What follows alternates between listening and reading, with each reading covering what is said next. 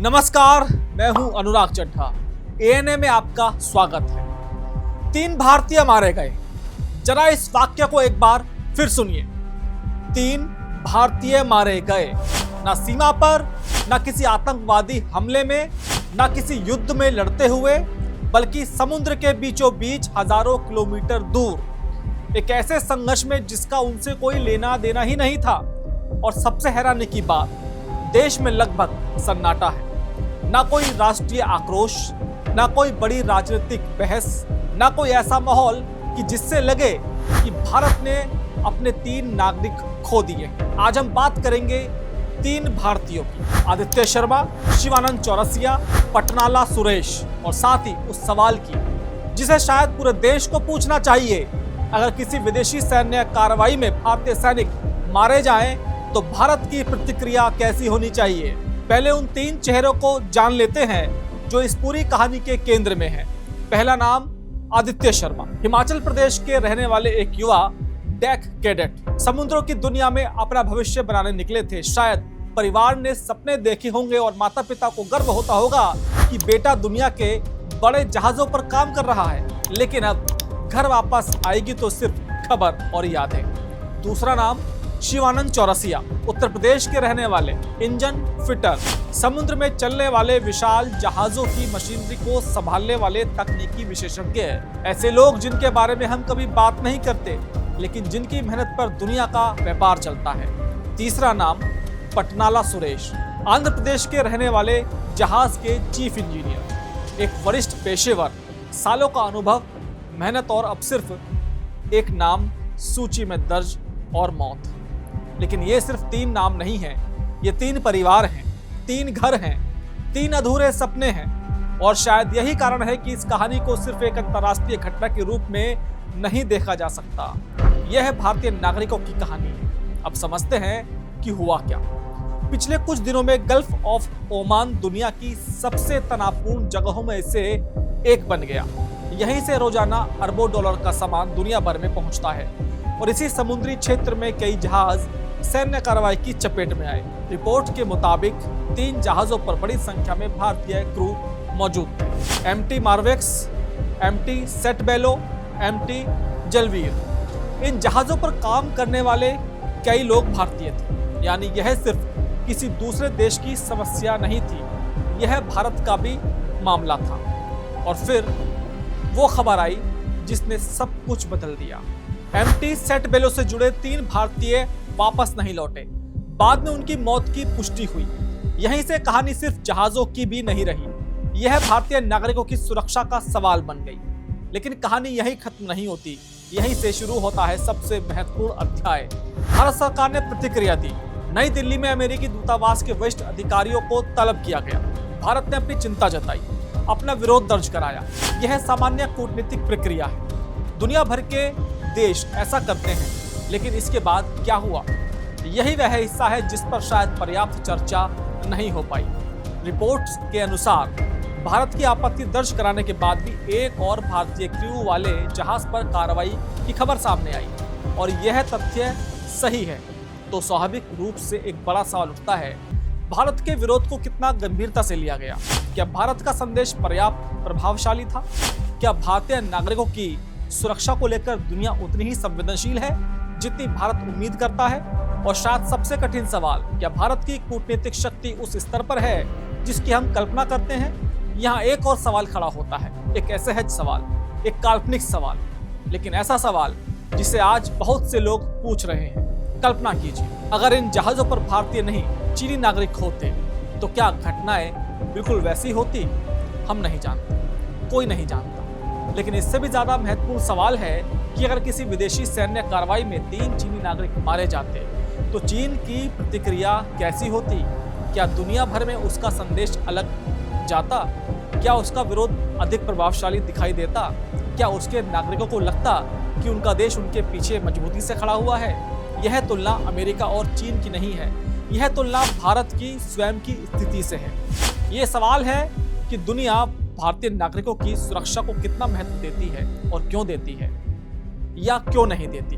यहीं से यह कहानी और बड़ी हो जाती है, क्योंकि यह सिर्फ 3 मौतों की कहानी नहीं रह जाती, यह भारत की वैश्विक हैसियत की कहानी बन जाती है, यह भारत की कूटनीतिक ताकत की कहानी बन जाती है और यह उस सम्मान की कहानी बन जाती है जो हर देश अपने नागरिकों के लिए दुनिया से मांगता है। लेकिन इस कहानी का सबसे महत्वपूर्ण हिस्सा अभी बाकी है और उसे समझने के लिए हमें उन 3 लोगों से थोड़ा अलग जाना होगा। हमें उन लाखों भारतीयों तक जाना होगा जो आज दुनिया के अलग अलग हिस्सों में काम कर रहे हैं, खाड़ी देशों में, अफ्रीका में, यूरोप में, अमेरिका में और समुद्र के बीच चलने वाले उन विशाल जहाज़ों पर जिनके बारे में हम शायद कभी सोचते भी नहीं हैं। और बहुत कम लोगों को पता है कि भारत दुनिया के सबसे बड़े समुद्री मानव संसाधन देने वालों में से एक है। हजारों भारतीय नाविक, इंजीनियर, तकनीशियन और अधिकारी दुनिया के व्यापारिक जहाज़ों पर काम करते हैं। दुनिया का व्यापार चलता है तो उसमें भारतीयों का भी पसीना लगा होता है। दुनिया का तेल एक देश से दूसरे देश तक पहुंचता है तो उसमें भारतीयों की भी भूमिका होती है। लेकिन जब कोई संकट आता है, जब कोई हमला होता है, जब कोई युद्ध छिड़ता है तो यही भारतीय सबसे पहले खतरे में आ जाते हैं। और यही वजह है कि यह सिर्फ 3 मौतों की कहानी नहीं है, यह उन हजारों भारतीयों की कहानी है जो आज भी समुद्र में है, आज भी ऐसे जहाज़ों पर काम कर रहे हैं जहां अगला हमला कब हो जाए कोई नहीं जानता। अब जरा भारत की प्रतिक्रिया पर आते हैं। सरकार ने अमेरिकी प्रतिनिधि को तलब किया, औपचारिक विरोध जताया, चिंता व्यक्त की और यह स्वाभाविक भी था। किसी भी संप्रभु राष्ट्र को ऐसा ही करना चाहिए। लेकिन सवाल ये नहीं है कि भारत ने विरोध दर्ज कराया या नहीं, सवाल ये है कि उस विरोध का असर क्या हुआ। क्योंकि रिपोर्ट्स के अनुसार भारतीय क्रू वाले एक अन्य जहाज पर कार्रवाई की खबर उसके बाद भी सामने आई। यानी भारत अपनी चिंता जता चुका था, भारत अपना विरोध दर्ज कर चुका था, भारत ये स्पष्ट कर चुका था कि उसके नागरिक प्रभावित हुए हैं, लेकिन उसके बावजूद घटनाएं रुकती हुई दिखाई नहीं दी। और यहीं से एक बेहद असहज सवाल जन्म लेता है, क्या भारत की आपत्ति को गंभीरता से लिया गया? क्या भारत की नाराजगी पर्याप्त महत्व रखती है? क्या भारत की कूटनीतिक आवाज़ उतनी प्रभावशाली है जितनी हम मानते हैं? यह सवाल इसलिए महत्वपूर्ण है क्योंकि पिछले कुछ वर्षों में हमें लगातार बताया गया कि भारत का वैश्विक कद बड़ा है और इसमें कोई संदेह भी नहीं। भारत आज दुनिया की 5वीं सबसे बड़ी अर्थव्यवस्था है। भारत G20 की मेजबानी कर चुका है। भारत वैश्विक मंचों पर पहले से अधिक सक्रिय है। भारत की बात सुनी जाती है, लेकिन किसी देश की वास्तविक शक्ति का परीक्षण कहाँ होता है? सम्मेलनों में नहीं, फोटो ऑप्स में नहीं, भाषणों में नहीं, बल्कि ऐसे क्षणों में जब उसके नागरिकों की जान चली जाती है, जब उसके नागरिक खतरे में होते हैं, जब दुनिया को ये दिखाना होता है कि भारतीय नागरिकों की सुरक्षा भारत के लिए कितनी महत्वपूर्ण है। और यहीं पर हमें एक और भ्रम से बाहर निकलना होगा, वह भ्रम है दोस्ती का। हम अक्सर सुनते हैं कि फला नेता का मित्र है, दोनों देशों के बहुत अच्छे संबंध हैं, रिश्ते अच्छे हैं, लेकिन अंतर्राष्ट्रीय राजनीति में व्यक्तिगत दोस्ती की सीमाएं होती हैं, क्योंकि देशों के स्थायी मित्र नहीं होते, स्थायी हित होते हैं। अमेरिका अपने हित देखता है, चीन अपने हित देखता है, रूस अपने हित देखता है, हर देश अपने हित देखता है और भारत को भी अपने हित देखने चाहिए। यही परिपक्वता विदेश नीति की पहली शर्त है। इसलिए यह सवाल है कि कौन किसका मित्र है उतना महत्वपूर्ण नहीं है। महत्वपूर्ण यह है कि भारतीय नागरिकों की सुरक्षा पर भारत कितना दृढ़ दिखाई देता है। अब उस सवाल पर आते हैं जिससे शायद बहुत से लोग मन में पूछ रहे हैं, अगर इन जहाजों पर भारतीय नहीं चीनी नागरिक होते तो? एक बार फिर स्पष्ट कर दें, यह दावा नहीं है, यह विचार एक प्रयोग है, एक थॉट एक्सपेरिमेंट है। हम नहीं जानते कि अमेरिका क्या करता, कोई नहीं जानता, लेकिन लोग जिस बात पर चर्चा कर रहे हैं वह अमेरिका नहीं, चीन है। अगर 3 चीनी नागरिक मारे जाते तो बीजिंग की प्रतिक्रिया क्या होती? क्या 3 अमेरिकी नागरिक किसी विदेशी सैन्य कार्रवाई में मारे जाते तो वॉशिंगटन की प्रतिक्रिया क्या होती? अगर 3 इजरायली नागरिक मारे जाते तो तेल अवीव की प्रतिक्रिया क्या होती?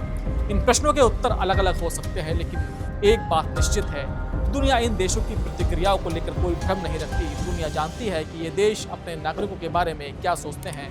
दुनिया जानती है कि उनकी रेड लाइंस कहाँ हैं। दुनिया जानती है कि उनके विरोध को नजरअंदाज करने की कीमत क्या हो सकती है। और शायद यही सबसे बड़ा प्रश्न भारत के सामने है, क्या दुनिया भारत के बारे में भी यही सोचती है? क्या दुनिया जानती है कि भारतीय नागरिकों की सुरक्षा भारत के लिए एक अपरिवर्तनीय प्राथमिकता है? क्या दुनिया मानती है कि भारतीयों को नुकसान पहुंचाने की एक कूटनीतिक कीमत है या फिर भारत की आपत्ति को सिर्फ एक औपचारिक प्रक्रिया समझा जाता है। यही वो प्रश्न है जो इस पूरी कहानी को 3 मौतों की कहानी से उठाकर भारत की वैश्विक स्थिति की कहानी बना देता है। लेकिन अब हमें सबसे कठिन सवाल पूछना होगा, क्या इस पूरी घटना ने भारत की वैश्विक स्थिति के बारे में कुछ असहज सच सामने रख दिए हैं? क्योंकि पिछले 1 दशक में भारतीय जनता ने बार बार एक बात सुनी है, भारत बदल रहा है, भारत उभर रहा है, भारत विश्व मंच पर नई ताकत बनकर सामने आ रहा है, भारत की आवाज पहले से कहीं अधिक प्रभावशाली हो गई है। और इन बातों में काफी हद तक सच्चाई भी है। भारत की अर्थव्यवस्था बड़ी हुई, भारत की कूटनीतिक उपस्थिति बड़ी है, भारत की सामरिक क्षमता बड़ी है, लेकिन किसी भी देश की वास्तविक ताकत का पता तब नहीं चलता जब सब कुछ सामान्य चल रहा हो। लेकिन वास्तविक परीक्षा संकट के समय होती है। वास्तविक परीक्षा तब होती है जब आपके नागरिक मारे जाएं, जब आपके नागरिक बंधक बने, जब आपकी नागरिकों की सुरक्षा खतरे में पड़े। तब दुनिया देखती है कि उस देश की आवाज का वजन कितना है। इतिहास गवाह है, दुनिया की सबसे बड़ी शक्तियां अपने नागरिकों के बारे में एक स्पष्ट संदेश देती हैं। वह संदेश हमेशा सैन्य नहीं होता, वह संदेश हमेशा आक्रामक नहीं होता, लेकिन वह स्पष्ट होता है, बहुत स्पष्ट। दुनिया को पता होता है कि इस देश के नागरिकों को नुकसान पहुंचाने के बाद बातचीत पहले जैसी नहीं रहेगी। दुनिया को पता होता है कि जवाबदेही मांगी जाएगी। दुनिया को पता होता है कि सवाल पूछे जाएंगे। दुनिया को पता होता है कि मामला दबेगा नहीं। यही प्रतिरोधक क्षमता होती है, यही डिटरनेंस होती है। और यही डिटरनेंस केवल हथियारों से पैदा नहीं होती। डिटरनेंस पैदा होती है प्रतिष्ठा से, विश्वसनीयता से, राजनीतिक इच्छा शक्ति से और सबसे बढ़कर अपने नागरिकों के प्रति दिखाई गई प्रतिबद्धता से। यही कारण है कि इस पूरी घटना में सबसे अधिक चर्चा उस हमले की नहीं हो रही, सबसे अधिक चर्चा उस बात की हो रही है कि भारत ने विरोध दर्ज कराने के बाद भी घटनाएं क्यों नहीं रुकी हैं। अगर भारत ने अपनी चिंता स्पष्ट कर दी थी, अगर भारत ने अपने नागरिकों की मौत पर आपत्ति जता दी थी, तो उसके बाद भी भारतीय क्रू वाले जहाजों पर कार्रवाई की खबरें क्यों सामने आ रही हैं? यह सवाल सिर्फ अमेरिका से नहीं पूछा जा रहा, यह सवाल भारत की विदेश नीति से भी पूछा जा रहा है। और लोकतंत्र में यह सवाल पूछना पूरी तरह से वैध है, क्योंकि आखिरकार विदेश नीति का अंतिम उद्देश्य क्या है? क्या केवल दुनिया भर में मित्र बनाना, क्या केवल समझौते करना, या केवल निवेश लाना? नहीं, इन सब के साथ एक और जिम्मेदारी होती है, अपने नागरिकों की सुरक्षा, अपने नागरिकों का सम्मान, अपने नागरिकों का विश्वास। अगर कोई भारतीय दुनिया के किसी भी कोने में काम कर रहा है तो उसे ये महसूस कराना होगा कि उसका देश उसके पीछे खड़ा है, और सिर्फ खड़ा नहीं है, जरूरत पड़ने पर उसके लिए आवाज भी उठाएगा, उसके लिए जवाब भी मांगेगा, उसके लिए दबाव भी बनाएगा। और यही भावना राष्ट्र और नागरिकों के बीच विश्वास पैदा करती है। लेकिन शायद इस कहानी का सबसे दर्दनाक हिस्सा ये है कि जिन लोगों की मौत हुई वे किसी युद्ध का हिस्सा नहीं थे, वो कोई सैनिक नहीं थे, वे किसी सेना के सदस्य नहीं थे, वे किसी संघर्ष में शामिल नहीं थे, वे सिर्फ अपना काम कर रहे थे। आदित्य शर्मा अपना काम कर रहे थे, शिवानंद चौरसिया अपना काम कर रहे थे, पटनाला सुरेश सिर्फ अपना काम कर रहे थे। वे अपने परिवारों के लिए कमाने निकले थे। उनका लक्ष्य राजनीति नहीं था, उनका लक्ष्य युद्ध नहीं था, उनका लक्ष्य सिर्फ बेहतर जीवन था। लेकिन भू राजनीति की दुनिया में अक्सर सबसे बड़ी कीमत वही लोग चुकाते हैं जिनकी निर्णयों में कोई भूमिका नहीं होती। और इसलिए यह कहानी अमेरिका की नहीं है, यह कहानी भारत की कहानी है, यह कहानी भारतीय नागरिकों की कहानी है, यह कहानी उस पासपोर्ट की कहानी है जिसे करोड़ों भारतीय दुनिया भर में लेकर उत्साह से चलते हैं। और यह कहानी उस विश्वास की कहानी है कि संकट के समय उनका देश उनके लिए कितना खड़ा होगा। जब इतिहास इस घटना को याद करेगा तो शायद जहाज़ों के नाम भूल जाएं, शायद तारीखें भूल जाएं, शायद कूटनीतिक बयान भूल जाएं, लेकिन 3 नाम हमेशा याद रहेंगे: आदित्य शर्मा, शिवानंद चौरसिया, पटनाला सुरेश। क्योंकि अंततः हर बड़ी अंतर्राष्ट्रीय घटना की कीमत इंसान चुकाते हैं, और इस बार कीमत 3 भारतीयों ने चुकाई है। सवाल सिर्फ इतना है, क्या उनकी मौत एक खबर बनकर रह जाएगी, या फिर यह भारत को अपने नागरिकों की सुरक्षा, सम्मान और वैश्विक हैसियत पर एक और गंभीर राष्ट्रीय चर्चा करने के लिए मजबूर करेगी? क्योंकि किसी भी राष्ट्र की असली ताकत उसकी मिसाइलों में नहीं, उसके नागरिकों के विश्वास में होती है। क्या भारत और अमेरिका के रिश्तों में भारतीय नागरिक सबसे कमजोर कड़ी बन चुके हैं? इस पूरी कहानी में शायद सबसे असहज सवाल यही है, और यह सवाल अमेरिका से कम भारत से ज्यादा जुड़ा हुआ है। क्योंकि जब 3 भारतीय नागरिकों की मौत होती है तब केवल यह पूछना पर्याप्त नहीं होता कि हमला किसने किया, यह भी पूछना पड़ता है कि भारत ने क्या किया। उससे भी आगे बढ़कर यह पूछना पड़ता है कि भारत की प्रतिक्रिया का असर क्या हुआ। पिछले कई वर्षों से भारत और अमेरिका के रिश्तों को नई ऊंचाइयां पर पहुंचाने की बात लगातार कही जाती रही है। हमें बताया गया कि दोनों देश प्राकृतिक साझेदार हैं, हमें बताया गया कि दोनों देशों के बीच अभूतपूर्व विश्वास है। हमें बताया गया कि दुनिया के सबसे बड़े लोकतंत्र और दुनिया के सबसे शक्तिशाली लोकतंत्र के बीच संबंध इतिहास के सबसे मजबूत दौर में है। कभी हाउडी मोदी की तस्वीर दिखाई देती है, कभी नमस्ते ट्रंप की तस्वीर दिखाई देती है, कभी दोनों नेताओं की व्यक्तिगत मित्रता की चर्चा होती है, कभी यह कहा जाता है कि भारत और अमेरिका मिलकर 21वीं सदी को आकार देंगे। लेकिन किसी भी रिश्ते की वास्तविक परीक्षा तब नहीं होती जब सब कुछ अच्छा चल रहा हो। असली परीक्षा संकट के समय ही होती है। असली परीक्षा तब होती है जब नागरिक खतरे में पड़ते हैं। असली परीक्षा तब होती है जब किसी की जान चली जाती है। और शायद इसी वजह से यह घटना इतनी महत्वपूर्ण है, क्योंकि यह केवल जहाज़ों की कहानी नहीं है, यह केवल समुद्र की कहानी नहीं है, यह केवल विदेश नीति की कहानी नहीं है, यह उस सवाल की भी कहानी है कि आखिर भारत अमेरिका रिश्तों का लाभ भारतीय नागरिकों को क्या मिलता है।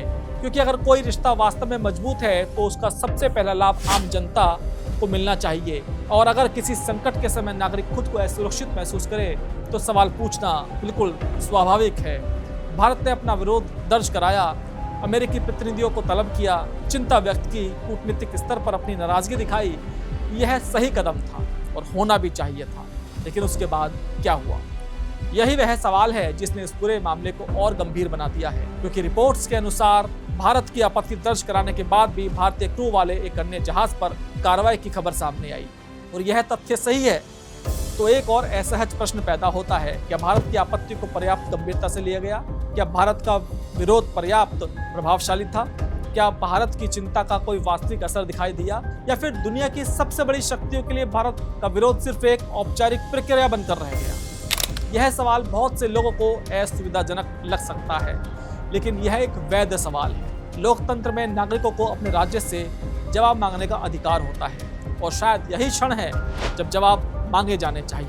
क्योंकि यह मामला किसी राजनीतिक दल का नहीं, यह मामला किसी विचारधारा का नहीं है, यह मामला भारतीय नागरिकों का है। और यहीं पर एक और महत्वपूर्ण बात सामने आती है। अंतर्राष्ट्रीय राजनीति में दोस्ती की अपनी सीमाएं होती हैं। नेता मित्र हो सकते हैं, देश साझेदार हो सकते हैं, लेकिन निर्णय अंततः राष्ट्रीय हितों के आधार पर लिए जाते हैं। अगर किसी भारतीय नागरिक की जान चली जाती है तो उसके बाद भी देश ये महसूस नहीं कर पाता तो उसकी आवाज़ सुनी गई तो स्वाभाविक रूप से चिंता पैदा होगी। और शायद इसी वजह से चीन का उदाहरण बार बार सामने आता है। यह कोई तथ्यात्मक तुलना नहीं है, यह एक विचार प्रयोग है। बहुत से लोग पूछ रहे हैं कि अगर इन जहाज़ों पर भारतीय नहीं चीनी नागरिक होते, अगर मरने वाले भारतीय नहीं चीनी होते, अगर किसी विदेशी सैन्य कार्रवाई में 3 चीनी नागरिक मारे गए होते तो हम नहीं जानते कि क्या होता। कोई नहीं जानता। लेकिन ये सवाल इसलिए पूछा जा रहा है क्योंकि दुनिया की राजनीति केवल वास्तविक शक्ति पर नहीं चलती, वह शक्ति की धारणा पर भी चलती है। दुनिया कुछ देशों को देखकर ये मानती है कि उनके नागरिकों को नुकसान पहुंचाने की कीमत चुकानी होगी। कुछ देशों को देखकर दुनिया ये मानती है कि उनकी लाल रेखाएं बहुत स्पष्ट हैं। दुनिया कुछ देशों को देखकर ये मानती है कि उनके विरोध को नजरअंदाज करना आसान नहीं होगा। और यही परसेप्शन कई बार टेटनेस बन जाता है, यानी हमला होने से पहले एक मानसिक अवरोध, यानी एक ऐसी स्थिति जहां संभावित विरोधी पहले ही सोचने पर मजबूर हो जाएं कि इसके परिणाम क्या होंगे। और शायद यही वह क्षेत्र है जहां भारत को खुद से कठिन सवाल पूछने होंगे। क्या दुनिया भारतीय नागरिकों को उसी गंभीरता से देखती है जिस गंभीरता से भारत उन्हें देखता है? क्या दुनिया को यह एहसास है कि भारतीय नागरिकों की सुरक्षा भारत के लिए सर्वोच्च प्राथमिकता है? क्या दुनिया को यह पता है कि भारतीयों को नुकसान पहुंचाने की एक कूटनीतिक और राजनीतिक कीमत चुकानी पड़ सकती है, या फिर भारत अभी भी उस मुकाम पर पहुंचने की यात्रा में है? यही असली प्रश्न है और शायद यही इस पूरी कहानी का सबसे बड़ा निष्कर्ष भी है। क्योंकि एंड ऑफ द डे यह अमेरिका की कहानी नहीं है, यह भारत की कहानी है। यह इस बात की कहानी है कि एक उभरती हुई शक्ति अपने नागरिकों के लिए कितनी मजबूती से खड़ी हो सकती है। यह इस बात की कहानी है कि विदेश नीति का अंतिम लाभ आम नागरिक तक पहुंच भी रहा है या नहीं। यह इस बात की कहानी है कि दुनिया के किसी भी कोने में काम कर रहे भारतीयों को कितना भरोसा है कि संकट की घड़ी में उसका देश उसके साथ कितना खड़ा होगा। आदित्य शर्मा, शिवानंद चौरसिया, पटनाला सुरेश, ये 3 नाम केवल इस कहानी की शुरुआत है, क्योंकि इनके पीछे लाखों भारतीय हैं जो दुनिया भर में काम कर रहे हैं और वे सभी शायद एक ही सवाल पूछ रहे हैं कि कल हमारी बारी आई तो क्या हमारा देश हमारे लिए उतनी ही मजबूती से खड़ा होगा जितनी मजबूती से एक महाशक्ति को खड़ा होना चाहिए। दोस्तों मेरा ये विश्लेषण आपको कैसा लगा कमेंट बॉक्स में जरूर लिखकर बताइएगा। साथ ही साथ मेरे चैनल को सब्सक्राइब करना बिल्कुल मत भूलिएगा। तो आपसे मुलाकात होगी किसी दूसरी खबर के साथ। नमस्कार।